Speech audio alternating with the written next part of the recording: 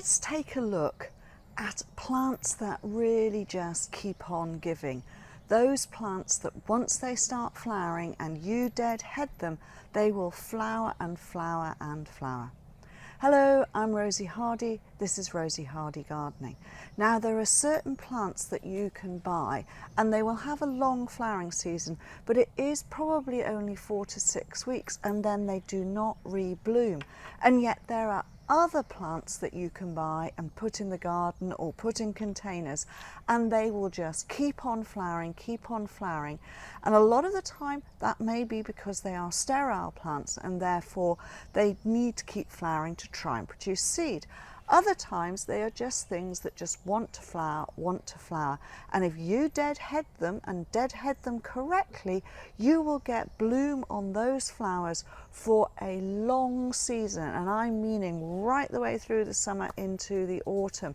So that is a cracking sense of time. And that is when you're wanting to be out in your garden, you're wanting to enjoy stuff, you're wanting to enjoy your pots. So this little beauty, which is Coreopsis grandiflora Sunray, has got these incredible, beautiful, big double flowers here. Now, a lot of people tell you that double flowers are absolutely no good for pollinators, but that may be true on some of them. But double flowers appear in the wild anyway, and double flowers are a brilliant refuge, and that is exactly what is happening within this plant here, because right in the center it looks black, and that is because it's got little tiny specks in there, and those little tiny specks are pollen beetles, and the pollen beetles have gone where it is safe overnight, and they've gone down into the center in amongst the petals of this plant where they cannot be eaten by the bats or the birds or anything else. So it's very good hiding places for things. Now also right in the center this actually does have pollen and nectar, so they're going in there and they're eating.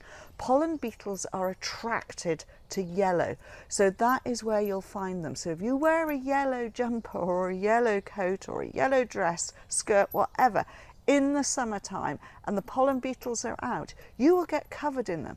It's the one time in the year that I tend not to wear yellow, because otherwise I'm just a yellow black spotted thing. So this is a beautiful plum.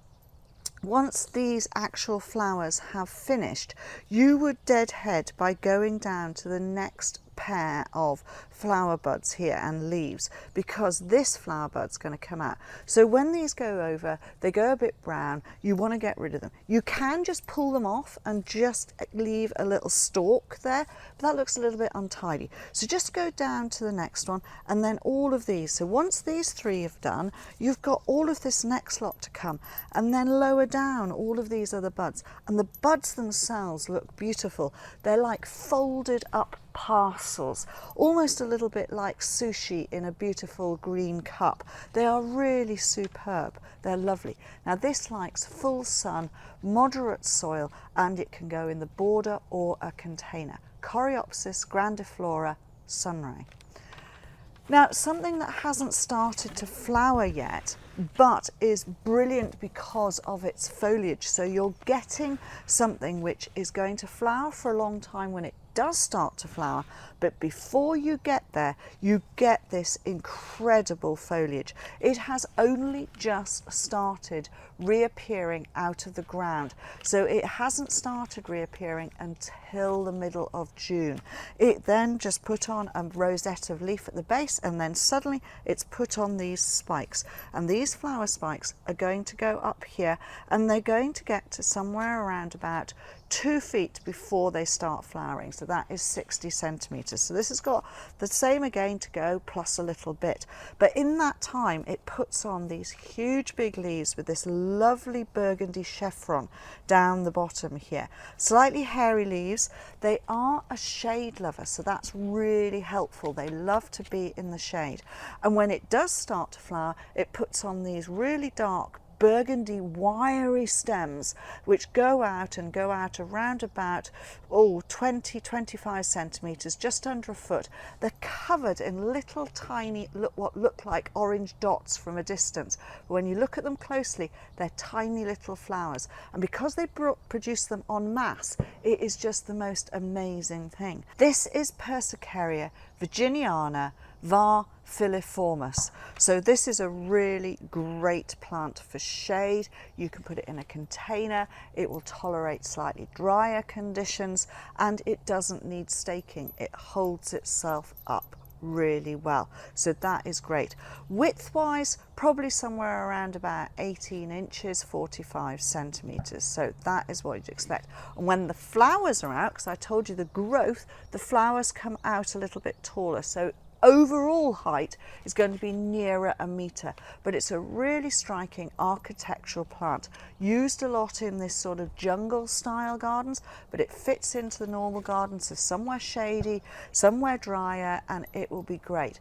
Do be aware it's a species, it will seed around. Some places it seeds around a lot, other places it doesn't. So if you don't want it to seed, as soon as you see the orange disappearing, cut the wiry bit off, you'll be left with the beautiful foliage, and that will keep on going. Now this is going to start its looking interesting from midsummer right the way through till late autumn, so that's a really good stretch for a plant to do.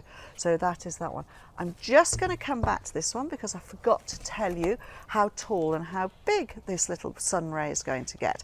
So sunray is going to get just over a foot, so probably 40 centimetres by about a foot round, 30 centimetres. Okay, that was me forgetting. I was getting carried away with the beauty of these plants and how they grow and what they do. Let's go on to one of my favourites, and this is Geum Totally Tangerine.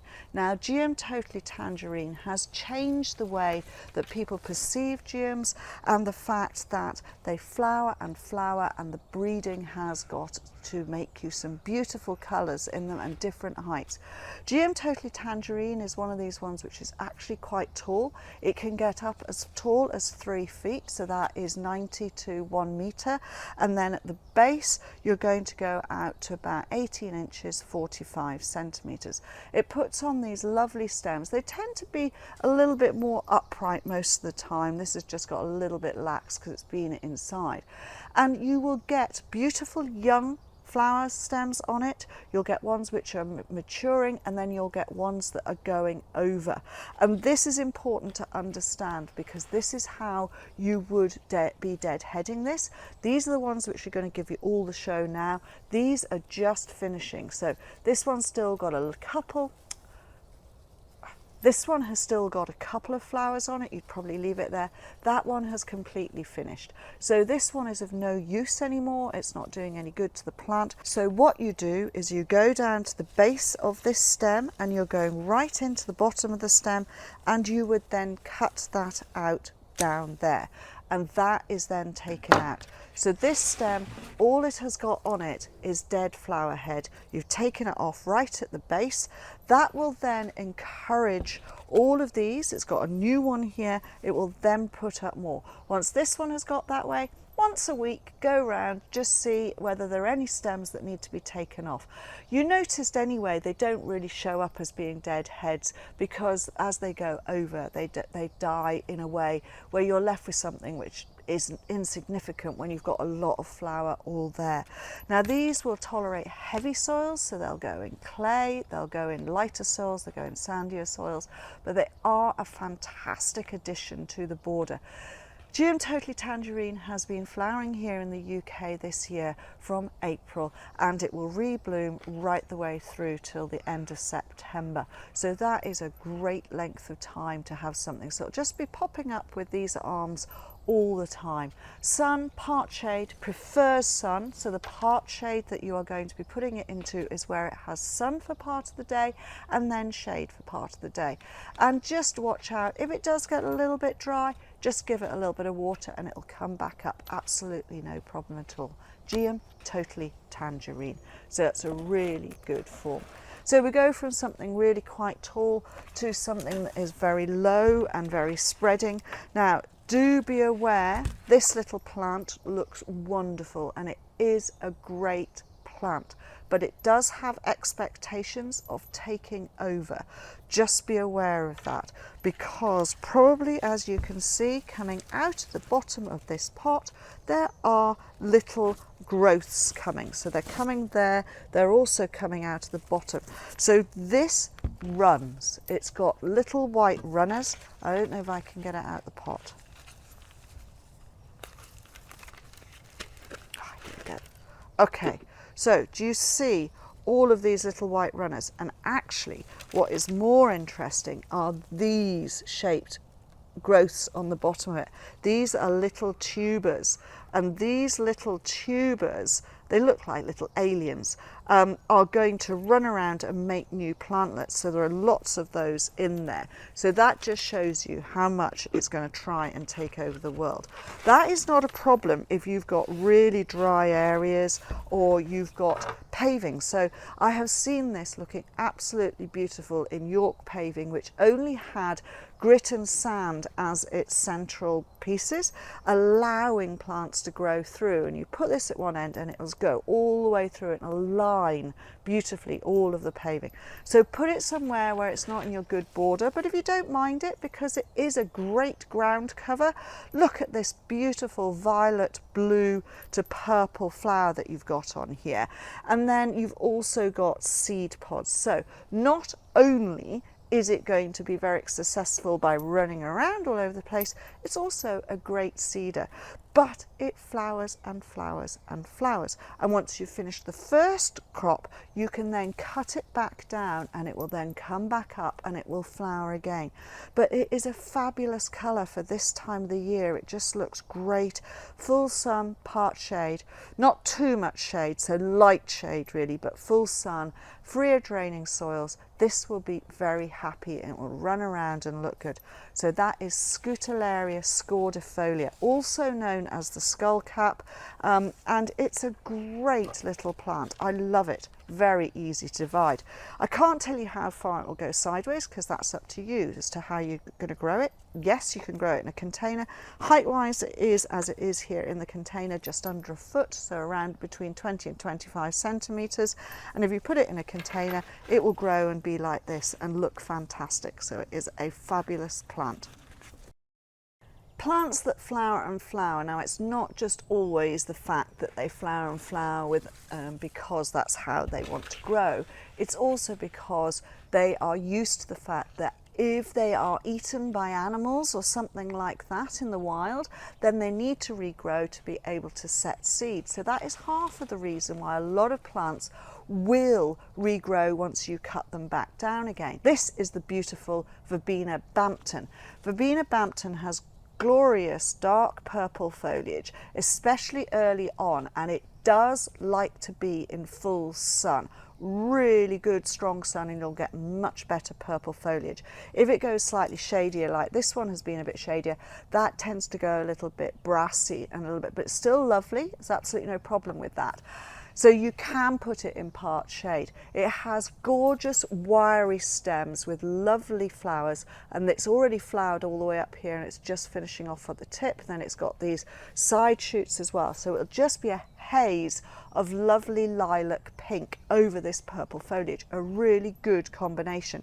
So it's quite tall with its purple foliage and then with its flowers going up. So in the garden, in a sunny position, I would expect you to get a foliage plant to around about 18 inches to 2 foot, 45 to 60 centimetres, and then when it starts to flower you get another foot on top of that. So you are going to be somewhere just under 3 feet, so 90 centimetres when it's in full flower, making a nice big clump like this plant in this container. Obvious that you can grow it in a container as well, it works well. Free draining soil, so it'll go in a gravel garden, it'll go in a really sunny arid spot, that's no problem at all. If you put it into better borders, it will get a little bit floppy and it will get taller and you may need to stake it. So the sunnier and drier it is, the better.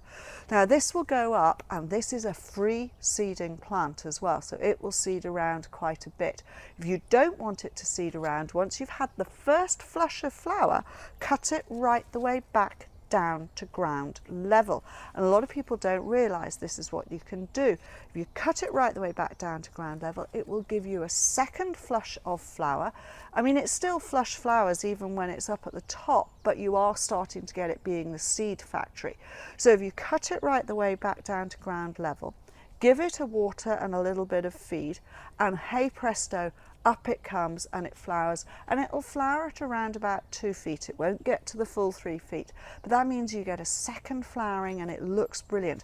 First flowering lasts for such a long time. You're talking about doing this cutting down usually around about mid-August, which means that in September and October you've got your Verbena Bampton reblooming again. So long flowering anyway, but you can encourage it to be even longer flowering and stop that self-seeding if you don't want it to self-seed too much. If you do want some self-seeding, leave 1 or 2 of the older stems up and then let the rest come through, because it'll still do it.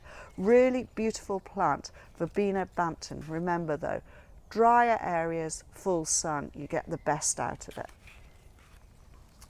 Something which is a large family, and it was really difficult to choose one, but this has to be one of my favourite of the penstemons. This is a very old variety. This is Penstemon Andenken Hahn, and this is what we in the UK used to know as garnet.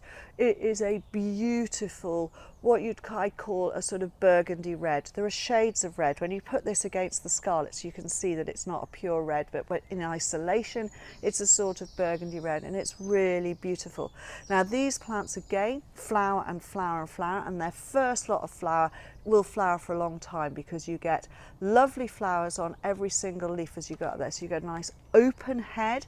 The tubes are quite a length, they're a little bulbous, and then they open up and they've got these beautiful lines through the actual flower throat. So that's sort of like the motorway for the bees and the insects to go in there. And then as you go up, you've got more buds, more buds, more buds. So the whole inflorescence on the first one here will last at least a month, month and a half. And then most people think of deadheading and they think, oh, well, I've got to just get rid of it, and they go to here. I advise not doing it to that point there, because although there are a pair of leaves which would then put on some more flower, what happens is if you get double this amount of flower up there, the plant does that and splits. And these don't tend to be as good as the flower stems that are down here. So I would always say, once you've got from where the flower is, count 1, 2 and cut at the third. So you're basically reducing the height by half, and you take it all back down to there. All of these young growths are going to come up. This will then grow and it will rebloom. So that makes more sense. So you're not deadheading here, you're deadheading here or here. The lower you feel you can go, the better, and your plant will be much better. It also means that the plant has a bit of a rest, well, because it's used a lot of energy to produce these. It's then producing these. You cut it back to there. It has a little bit of a rest, and then, hey presto, it comes back up again. You keep your penstemon flowering for a good length of time. Keeps them bushier, stops them collapsing, and then they are really great. So these are wonderful.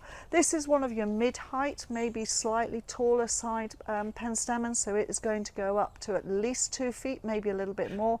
So say somewhere around about 75 centimetres, and then probably about a foot around at the base, which is 30 centimetres, but really good. It's got narrow foliage on here.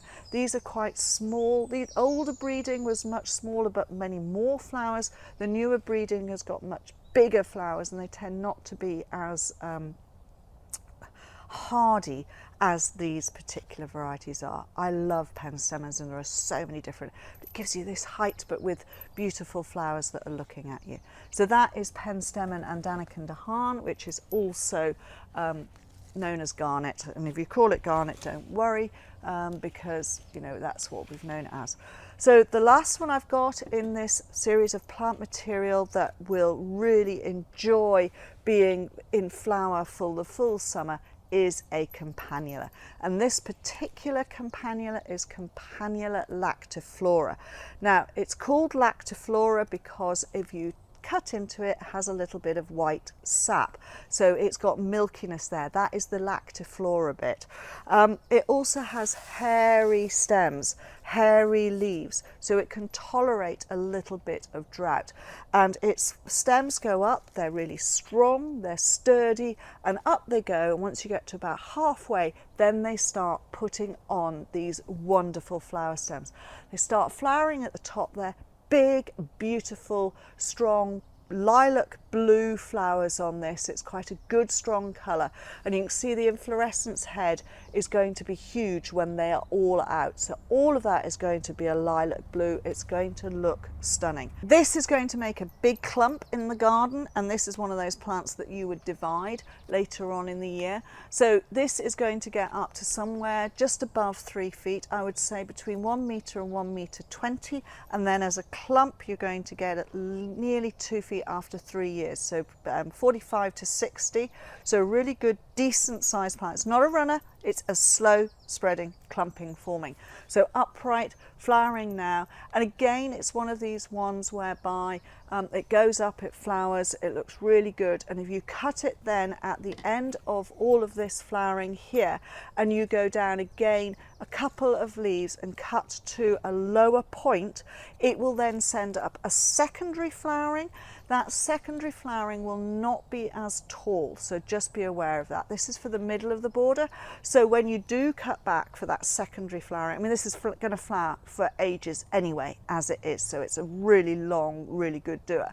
If you cut it back, say end of August, you will get secondary flowering mid-September, October, and it will just be fractionally shorter, so it will only get to around about the 2 foot 60 centimetres mark, but it's worth doing to get a little bit more bloom in the garden, so that is absolutely fantastic. Full sun, moderate soil, and this will be very happy. If you overfeed it, this will flop and get really leggy. So do be aware, don't try and overfeed. It does prefer it to be, you know, a reasonable amount of food there, but not overdone. So I am sort of erring on the side of caution when people are growing herbaceous perennials and saying, yes, it's good to mulch, but mulch with something that is inert, so something which is more of a your own leaf mould or something like that. That is good for the structure of the soil, and then every other year maybe give a manure, because that's the stuff that's got a lot of nitrogen, and you don't want to be producing that with your herbaceous, otherwise it all goes leaf and you get very little flower in it, and that's not what you're wanting. These things will flower brilliantly. All of them you can container grow as long as you put them into big enough containers. Once you are in a container though, that is when you do need to remember to feed, and remember to use something like a maxi crop, which is a seaweed food, or a tomato fertilizer, because that's got the potassium and phosphate in there for the root growth and the flowering, and that's what you want with the plants, and it doesn't have too much nitrogen to give you too much of that other growth there. So enjoy all of these plants, have a wonderful summer with these flowering really well. Thank you very much for watching, and please do subscribe to the channel. If you want to watch another video of mine, YouTube thinks this one is perfect for you.